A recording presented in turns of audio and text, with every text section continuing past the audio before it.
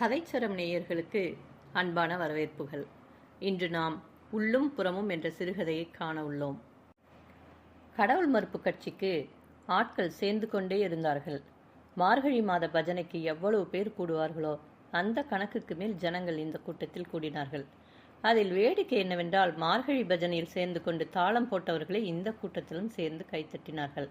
அதை கண்ட கடவுள் மறுப்பு கழகக்காரர்கள் கடவுளையே வென்றுவிட்டதாக பெருமைப்பட்டார்கள். வெளிப்படையாகவும் பேசினார்கள். முருகேசன் இந்த கட்சியில் சேர்ந்து கொண்டான். அதற்கு இன்னதுதான் காரணம் என்று சுட்டி கூற முடியாது. காற்றடித்த வாக்கிலை சாயும் மரம் போல அவன் கருத்தும் சாய்ந்தது. கொஞ்சம் பத்திரிகைகளை படித்து படித்து 4 வார்த்தை பேச அவன் கற்றுக்கொண்டிருந்தான். ஆதலால் அவன் நாளடைவில் ஒரு குட்டித் தலைவனானது ஆச்சரியமல்ல. முருகேசன் கடவுள் மறுப்பு கட்சியில் சேர்ந்ததே அந்த கட்சிக்கு பெரிய வெற்றி. அவனுடைய குடும்பம் சைவ வேளாள மரபை சேர்ந்தது. பரம்பரை பரம்பரையாக சிவபூஜை செய்து வந்த குடும்பம். அவன் காலத்தில் அவ்வளவு விரிவான பூசை இல்லாவிட்டாலும் படத்துக்கு விளக்கு ஏற்றி மாலை போடும் வழக்கம் மாத்திரம் தவறாமல் இருந்தது. கூடத்தில் சுவாமி படங்கள் வரிசையாக மாட்டப்பட்டிருந்தன. பூஜை அறையில் நடராஜர் படம் தலைமை பெற்று விளங்கியது. முருகேசன் புதுக்கட்சியில் சேர்ந்த பிறகு அந்த படங்களையெல்லாம் எடுக்க வேண்டி வந்தது. கூடத்தில் படம் ஒன்றும் வேண்டாம் என்று தீர்மானித்து விட்டான். சில போட்டோக்களை மாட்டலாம் என்று யாரோ நண்பர்கள் சொன்னபோது அவன் அந்த யோசனையை ஏற்கவில்லை. அவன் மனசுக்குள் ஏதோ ஒன்று அங்கே போட்டோக்களை மாட்ட வேண்டாம் என்று சொல்லியது. வாசனை வாசனை என்று சொல்கிறார்களே, அதுதானோ என்னவோ இது. எவ்வளவு காலமாக கடவுளை வழிபடும் குடும்பம் அது. திடீரென்று அதை கைவிடுவது என்றால் பழக்க வாசனை விடுமா? ஆனால் படங்களை எடுக்காவிட்டால் நண்பர்கள் எளிதில் விட்டு விடுவார்களா? மானத்தை வாங்க மாட்டார்களா? மனசுக்குள் உறுத்தல் இருந்தாலும் கூடத்தில் இருந்த படங்களை எல்லாம் எடுத்து விட்டான். அவனுடைய வயதான அத்தை ஒருத்தி அவனை இதற்காக வைத்தாள். அதை அவன் காதில் வாங்கிக் கொள்ளவில்லை. படங்களை எல்லாம் எடுத்த பிறகே கட்சித் தலைவர்களை தன் வீட்டுக்கு அழைத்து வந்து உபசரித்தான். ஒரு நாள் கடவுள் மறுப்பு கட்சித் தலைவர் தோழர் நடராசன் அவனுடைய வீட்டுக்கு வந்திருந்தார். அவர் முருகேசனுடைய கட்சி பற்றி பாராட்டினார். உங்கள் குடும்பத்தில் பரம்பரை பரம்பரையாக வந்த மூடப்பழக்கங்களை இவ்வளவு விரைவில் விட்டொழித்ததற்கு ஈடும் எடுப்பும் இல்லை. உங்களைப் போல 50 பேர் இருந்தால் தமிழ்நாடு முழுவதையும் ஒரு கலக்கி விடலாம் என்று சிலாகித்தார். தம்பி, அவர் யார்? எங்கே வந்தார் என்று அத்தை கேட்டாள். அவரா? தமிழ்நாட்டில் இன்று அரசியல் தலைவர்களாக உழவும் பொம்மைகளைப் போலன்றி உண்மை உழைப்பும் அறிவும் உடைய எங்கள் தலைவர் என்று பிரசங்க தோரணையில் சொன்னான் முருகேசன். நீ என்னப்பா சொல்கிறாய் என்று அத்தை நிதானமாக கேட்டாள். கடவுள் மறுப்பு கட்சியின் தலைவர் என்றான் முருகேசன். நம்முடைய வீட்டில் உள்ள படங்களை எல்லாம் எடுத்து விடும்படி சொன்ன மகானுபாவன் இவன்தானா என்று கோபத்தோடு கேட்டாள் அத்தை. அப்படி சொல்லாதே அத்தை, அவர் பெரிய அறிவாளி. தெய்வம் இல்லை என்று சொல்கிறதற்கு பெரிய அறிவு வேண்டுமா என்று அத்தை கேட்டாள். தெய்வம் உண்டு என்பதற்கு எவ்வளவு அறிவு வேண்டியிருந்தது, எவ்வளவு சாஸ்திரங்கள் வேண்டியிருந்தது. அவற்றையெல்லாம் கீழ்ப்படுத்தி தெய்வம் இல்லை என்று சாதிப்பதற்கு இன்னும் பெரிய அறிவு வேண்டாம் அத்தை, யோசித்துப்பார் என்று நியாயம் பேசினான் அவன். அவனுடைய வக்கீல்வாதம் அந்த கிழவிக்கு புரிபடவே இல்லை. இதெல்லாம் நல்லதுக்கு வரவில்லை என்று தன் வழக்கமான தீர்ப்புடனடியே அவள் விலகி கொண்டாள். அத்தையிடம் வாயாடி கையடி அடித்து பேசினாலும் முருகேசனுக்கு வேறு ஒன்று அடிக்கடி எதிர் நின்று கேள்வி கேட்டது. அதுதான் அவனுடைய மனசாட்சி. எதற்கெடுத்தாலும் கடவுள் என்றும் சாமியார் என்றும் தேடி சென்ற குடும்பம் அது. கோபுரத்தை கண்டால் கைகள் தாமே குவியும், பெரியவர்களை கண்டால் தலை தானே தாழும். இந்த பண்பு முருகேசனுடைய உடம்பிலேயே ஒட்டி இருந்தது, உள்ளத்திலும் ஊன்றி இருந்தது. ஆகவே ஒவ்வொரு நாளும் அவனுடைய மனதிற்குள் ஒரு பெரும் புயல் அடித்துக்கொண்டே வந்தது. கடவுள் மறுப்பு கட்சி கூட்டத்தில் இருக்கும் வரையில் அவனுக்கு தான் தைரியமாக சீர்திருத்த நெறியில் நடப்பதாக ஒரு பெருமை தோன்றும். வீட்டுக்கு வந்தாலோ பலகாலமாக வைத்திருந்த பொருள் ஒன்றை இழந்துவிட்டது போன்ற உணர்ச்சி ஏற்படும். வீதியில் ஏதேனும் தெய்வ ஊர்வலம் போனால் அவன் வீட்டுக்குள்ளிருந்து வெளியே வரவே மாட்டான். ஆனாலும் அவனது மனது பக் பக் என்று அடித்துக்கொள்ளும். வீட்டில் இருக்கிற படங்களை எல்லாம் எடுத்து விட்டதோடு நின்றிருந்தால் கூட அவனுக்கு இத்தனை சங்கடம் உண்டாகி இருக்காது. பூஜை அறை என்ற இடத்தை இப்போது படிப்பறையாக மாற்றிக்கொண்டான். அங்கே உள்ள நடராஜர் படத்தையும் எடுத்துவிட வேண்டும் என்ற முயற்சி தலைப்பட்ட போதுதான் அவனுக்கு விளங்காத வேதனை உள்ளத்தில் தோன்றியது. தன் கட்சிக்காரன் ஒருவனை ஒரு நாள் அந்த அறைக்குள் அழைத்து வந்தான். அந்த மனிதன் கண்ணில் நடராஜன் படம் பட்டுவிட்டது. என்ன ஐயா இது, வெளியில வேஷம் போடுகிறது போல கூடத்தில் இருக்கிற படங்களை மாத்திரம் கழற்றினாய், இந்த இடத்திலே இது தாண்டவமாடுகிறது என்று பரிகாசம் செய்தான். அதையும் எடுத்துவிடப் போகிறேன். ஆனால் உண்மை சொல்ல போனால் படங்கள் நிறைந்திருந்த வீட்டில் ஒரு படம் கூட இல்லாமல் இருந்தால் ஏதோ மாதிரி இருக்கிறது. அதற்காக இந்த படத்தை வைத்திருக்கிறாயோ? யாராவது கண்டால் சிரிக்கப் போகிறார்கள். அப்படி படம் வேண்டுமென்றால் இந்த நடராஜன் படம் எதற்கு? நம் அருமை தலைவர் நடராஜன் படத்தை இங்கே மாட்டிவிடலாமே என்று வந்த நண்பன் யோசனை கூறினான். சரியான யோசனை, உன் அறிவை மெச்சுகிறேன் என்று சொல்லி குதித்தான் முருகேசன். முருகேசன் தன் வீட்டில் தலைவருடைய படத்தை மாட்டினான்.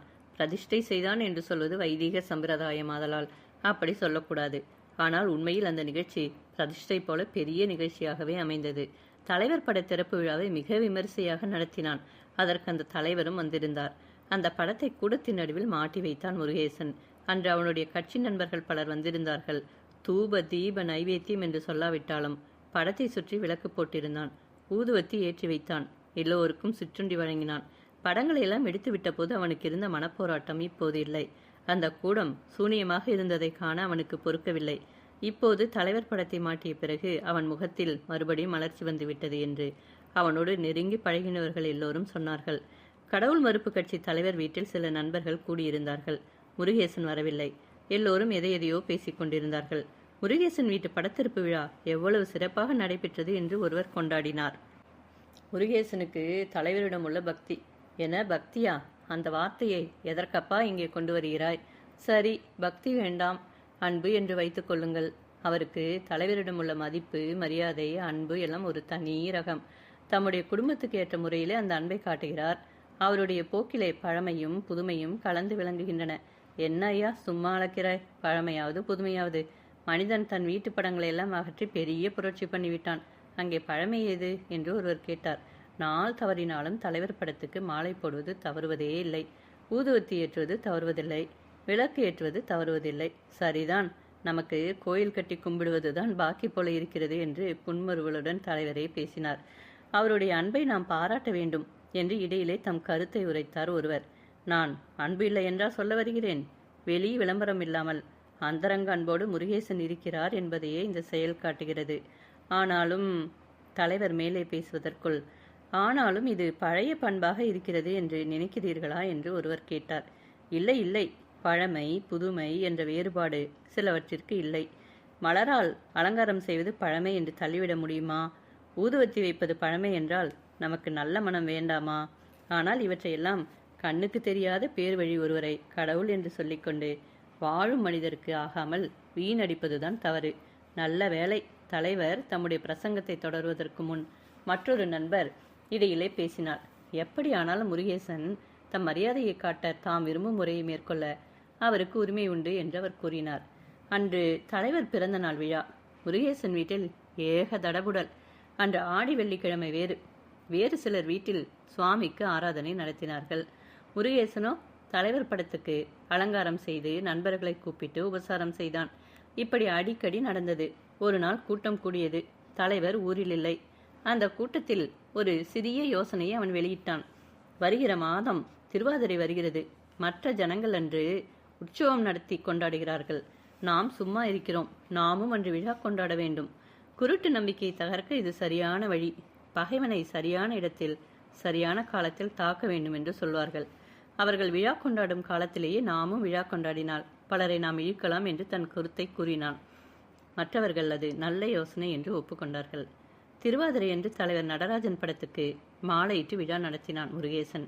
அன்று களியே கிண்டி வந்தவர்களுக்கு வழங்கினான். சரியான தந்திரம். இப்படித்தான் குறும்பாடுகளை வசமாக்க வேண்டும் என்று கடவுள் மறுப்பு கட்சிக்காரர்கள் பேசிக்கொண்டார்கள். முருகேசன் கூட்டம் கூட்டி விழா நடத்துவது மாத்திரமல்ல, தனியாகவே தலைவர் படத்தின் முன் அமர்ந்து தியானம் செய்தான். கண்ணீர் வடித்தான். இந்த விசித்திரத்தை கண்டவர்களுக்கு அவன் மனநிலை ஒன்றும் விளங்கவில்லை. தலைவர் நடராஜனுக்கு இந்த செய்திகள் காதில் பட்டபோது அவருக்கு உடம்பு பூரித்தது. ஆனால் அதை வெளியில் காட்டிக்கொள்ளவில்லை. எதிர்பாராத விதமாக ஒரு நாள் தலைவர் படத்துக்கு கண்ணாடி உடைந்து போயிற்று. அப்போது முருகேசன் வருந்தினான். விம்மி விம்மி அழுதான். இனிமேல் இந்த வேஷம் போதும், என் மனசாட்சி என்னை அறுக்கிறது என்று வாய்விட்டு புலம்பினான். வீட்டில் உள்ளவர்களுக்கு அவன் ஏன் அப்படி கதற வேண்டும் என்பது விளங்கவில்லை. படத்துக்கு கண்ணாடி போடுகிறவனை அழைத்து வர செய்தான். அந்த படத்தின் உடைந்த கண்ணாடிகளை எடுக்க சொன்னான்.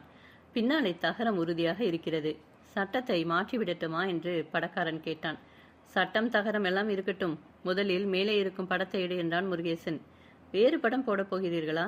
இல்லை, இந்த படத்தை மெதுவாக எடு. கீழே உள்ள காகிதம் குலையாமல் இந்த படத்தை மாத்திரம் ஜாக்கிரதையாக எடு என்றான். படக்காரன் மேலிருந்த தலைவர் நடராஜன் படத்தை மெல்ல எடுத்தான். என்ன ஆச்சரியம்! உள்ளேயும் நடராஜர் படம். கடவுள் மறுப்பு கட்சி தலைவர் நடராஜன் அல்ல, முருகேசனுடைய குலதெய்வமாகிய நடராஜன். ஆம், அப்படியானால் இத்தனை காலமும் நடந்த விழாக்கள்? அடுத்த நாளே முருகேசன் கடவுள் மறுப்பு கட்சி நின்று விலகிக் கொண்டான். அவன் வீட்டுக்கூடத்தில் மறைந்து நின்று அவனுடைய பூசையை ஏற்ற நடராஜ பெருமான் வெளிப்பட்டு விட்டார். இதோ முருகேசன் வாயார பாடுகிறது, காதில் கேட்கிறது. தன்னை பிறரால் அறியாத தலைவா, பொல்லா நாயான புன்மையேனை ஆண்டு ஐயாபுரமே போக விடுவாயோ? என்னை நோக்குவார் யாரோ? நான் செய்கேன் எம்பெருமானே, பொன்னே திகழும் திருமேனி எந்தாய், எங்கு புகுவேனே என்ற திருவாசகம் அவன் பாடிக்கொண்டிருந்தான்.